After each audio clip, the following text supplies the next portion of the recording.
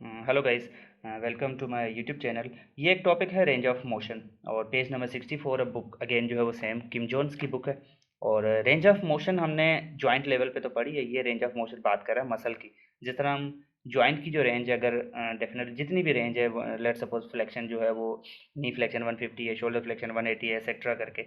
तो मसल की भी एक रेंज है, तो उस रेंज को इन्होंने तीन हिस्सों में डिवाइड किया, inner range, outer range, mid range. तो ये बात किसकी हो रही है? मसल की रेंज की। तो और ये किस पे रिलाई करती है? मसल के पुल की जो कैपेबिलिटी, एंगल ऑफ पुल जो है वो, हमने एक वीडियो है इसके ऊपर भी, एंगल ऑफ पुल के ऊपर है। पहले हम डेफिनेशन देखते हैं।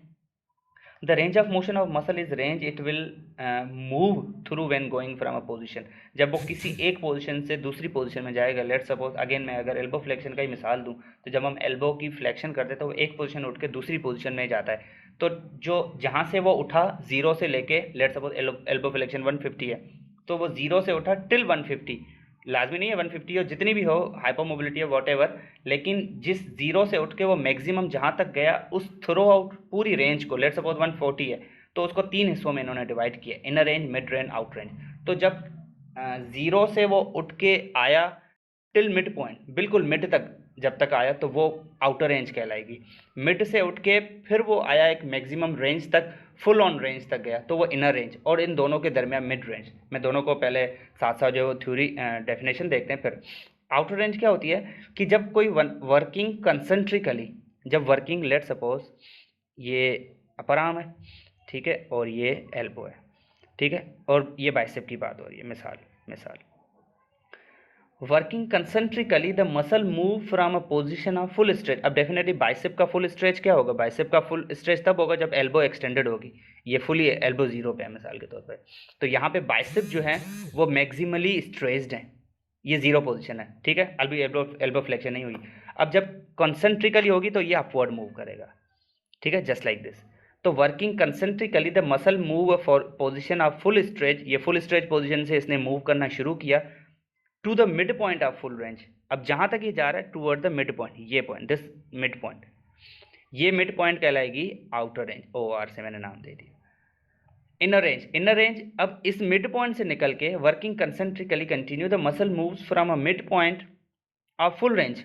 अब जो इसकी फुल रेंज, ये आउटर रेंज हुई ना, आउटर रेंज की मिड पॉइंट, ठीक है, यहां से ये इसी पॉइंट को कंटिन्यू करते हैं और मैक्सिमली जहां तक जाए, लेट सपोज ये मिड, ये आउटर रेंज है, यहां से निकल के ये कहलाएगी इनर रेंज, ठीक है। आई रिपीट, मिसाल के तौर पे ये एल्बो एक्सटेंडेड फॉर्म में, ठीक है, यहाँ पे ये जीरो है, यहाँ जीरो से निकली, ये मिड है इसका, जीरो से निकली एल्बो फ्लेक्शन 90 डिग्री तक आई, और ये तो ये रेंज क्या कहलाएगी पूरी? This whole range is called outer range, ठीक है।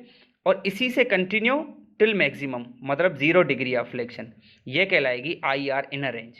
और इन दोनों के मिड, अगर ये मिड पॉइंट है, इन दोनों का मिड निकालो, ये इन दोनों का मिड, और ये क्या रेंज है? ये कहलाएगी मिड रेंज आपकी, ठीक है। अब डेफिनेशन देखते हैं। इनर रेंज क्या है कि working concentrically the muscle move from a mid point of full range to position of maximum contraction. जहां तक वो कर सकता है कॉन्ट्रैक्ट, वहां तक वो कॉन्ट्रैक्ट करेगा। और मिड रेंज क्या होगी कि mid point of outer range to mid point of inner range, ठीक है। मैं इसमें अगर जो है वो बुक पेज पे समझाने की कोशिश करूं तो कुछ इस तरह से कि लेट सपोज ये शोल्डर है, और शोल्डर, ये एल्बो जॉइंट, और ये हाथ इसका, ठीक है, या यहाँ तक ये जीरो एक्सटेंशन फॉर्म में, ठीक है। अब एल्बो फ्लेक्शन इस डायरेक्शन में परफॉर्म होगी, ठीक है, ये हमें पता है एल्बो फ्लेक्शन। अब जब एल बाइसेप जब मैं डेमोन्स्ट्रेट डायग्राम बनाने की कोशिश करता हूँ। लेट सपोज ये शोल्डर जॉइंट है, ये एल्बो है, और ये रिस्ट जॉइंट है। अब जब एल्बो की फ्लेक्शन होगी, हमें पता है कि एल्बो की फ्लेक्शन इस डायरेक्शन में होगी, ये जीरो पॉइंट है, जीरो से शुरू होकर ये मिड पॉइंट तक आया, ये पूरी रेंज, तो ये कितनी है? ये 90 डिग्री ऑफ फ्लेक्शन है। तो ये एल्बो के जो फ्लेक्सर्स मसल्स हैं उनकी ये कितनी है? ये है outer range, O R, outer range. और इसी 90 से मैक्सिमम जितनी भी है, मिसाल के तौर पे एल्बो फ्लेक्शन 150 है, तो ये 60 डिग्री हुई, जितनी भी हुई एक्स वाई जेड, हाइपरमोबिलिटी की वजह से कम भी हो सकती है। और ये वाली 90 से ऑनवर्ड जो है, ये रेंज क्या कहलाएगी? Inner range. क्लियर है? अब 90 तक, ये 0 to 90 0 to 90 आउटर रेंज, और 90 टू ऑनवर्ड मतलब 90 टू ऑनवर्ड 150 जितनी भी है वो कहलाएगी इनर रेंज। अब इन दोनों का मिड ये है कि ये 0 से लेके 90, इसका मिड क्या हुआ 45, मिसाल दे रहा हूँ मैं, ठीक है, ये 45, और 90 से 60 इसका मिड क्या हुआ 30, क्योंकि 90 से 150 कितना हुआ 60 डिग्री, 90 से ऑनवर्ड 150 डिग्री है ना टोटल, तो 60 तो इसका निकला 30। अब ये 30 यहाँ 30 से लेके टिल ये 45 ये कहलाएगी आपकी मिड रेंज।